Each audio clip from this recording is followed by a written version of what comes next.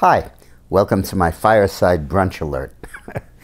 This is a new feature we've added to our series, and we'll have it every Sunday morning, kind of wrapping up what happened during the week and discussing what portends for the week coming up.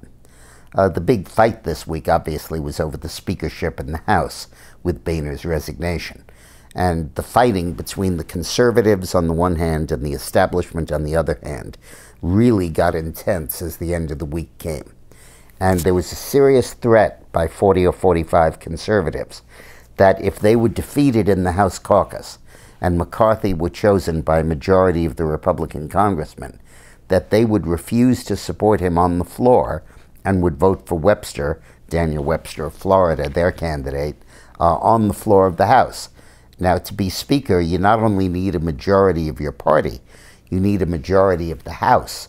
And normally the party falls in line and every Republican votes for the Republican candidate for Speaker. The Democrats vote for Pelosi, and that's how the Speaker is elected. But if 40 conservative Republicans were to walk out on the party and vote for a third candidate like Webster, there would be no Speaker. And if there's no Speaker, there can be no House in session. And the House would literally be out of session for days or perhaps weeks or sometimes even months, and would be a national laughingstock. So McCarthy was very concerned about that and withdrew his candidacy when it became clear the bitterness and intensity of the opposition of the conservatives to his candidacy. I think in retrospect, his comments about the Benghazi hearings, which Hillary seized upon, were probably more of an excuse for getting out. It was really the bitterness and the intensity. Now, who will be Speaker who will actually be Speaker? The vote was postponed for about a week. My bet is that Paul Ryan will run. He said he wouldn't, but yesterday he changed his answer from no to no comment. And the last time Paul Ryan told me he wouldn't run for anything, we were at a coffee shop in Madison, Wisconsin, and he was saying that he would absolutely not run for president. And then, bang, he runs for vice president on Romney's ticket. So I don't take his denials at face value anymore. Ryan really could unite the party in a way nobody else could, because while he doesn't go along with all of the social policies of the right on all of those issues, he agrees with them, but he doesn't want to deadlock the House over it. He's really more conservative than most of the caucus and most of the conservatives on fiscal and budget issues, particularly on curbing entitlement spending. And I think Ryan could get the solid support, unanimous support of the Republican caucus. And we really could have a Speaker then who represents the party, as difficult a task as that is. The other candidate, if Ryan doesn't run, that would be good would be the Chaffetz, who I endorsed earlier, or Webster would be good. Or if we don't go for one of the people that's not in the actual conservative bloc, but is conservative, Jeb Hensarling of Texas would probably be a pretty good choice. Now, also this week, Hillary seized upon McCarthy's comment, where a reporter asked him, what have the Republicans accomplished in their leadership in the House? And McCarthy got defensive, and he said, well, we investigated Benghazi. And he said, well, what has the Benghazi committee achieved? And then McCarthy said, well, most people don't believe Hillary's account of it. Look at the poll numbers, and you'll see. And Hillary seized on that and said, oh, the whole goal of the Benghazi committee was to lower my approval rating, lower my favorability, and that was what it was all about. Obviously, a total distortion.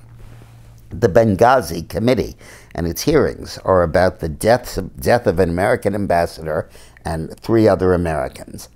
The fact that 8 weeks before a presidential election, the president and the Secretary of State both lied to the American people, claiming that this was a movie review of an anti-Mohammed movie, as opposed to a pre-planned terrorist hit, which it obviously was.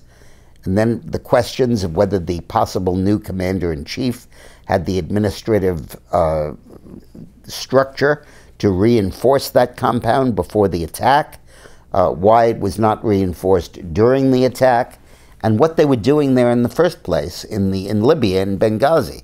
That's not where our embassy is. Our embassy should be in Tripoli, the capital. And obviously they were there to disarm Gaddafi rebels and seize the arms caches of Gaddafi. But where did they end up? Are those the very armaments that ISIS is now using as it sweeps across Iraq and Syria? Those are serious questions, and I look forward to the Benghazi hearings to answer some of them. Why has it dragged on so long? Because Hillary has stonewalled the evidence. She's refused to release the emails. It's the same reason the Watergate investigation dragged on, because Nixon wouldn't release the tapes.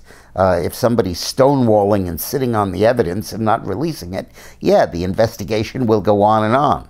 So, but I think this attempt by Hillary to badmouth the committee and make it appear partisan will only work for the extreme base of the Democratic Party. The other thing that happened this week that's fascinating is that Hillary completely flip-flopped on two key issues. The pipeline, the Keystone Pipeline, which the State Department approved, approved under Hillary. And now that she's facing opposition from Bernie Sanders, she's done a mid-air pirouette and come down against the pipeline. And the other one was the Pacific Trade Partnership, which Hillary helped negotiate as a member of the administration. And once again, a mid-air pirouette, and to satisfy the unions and keep them away from Sanders, she's now against the trade partnership. Why does anybody care what this woman says she's for or against?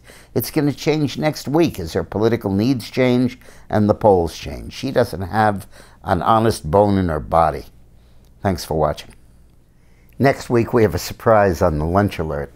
I sat down with Ed Klein, the author of the book Unlikable about Hillary, and previously Blood Feud, which goes into depth in the Obama, Hillary, Michelle, Valerie, Jared, Bill relationship, or lack thereof.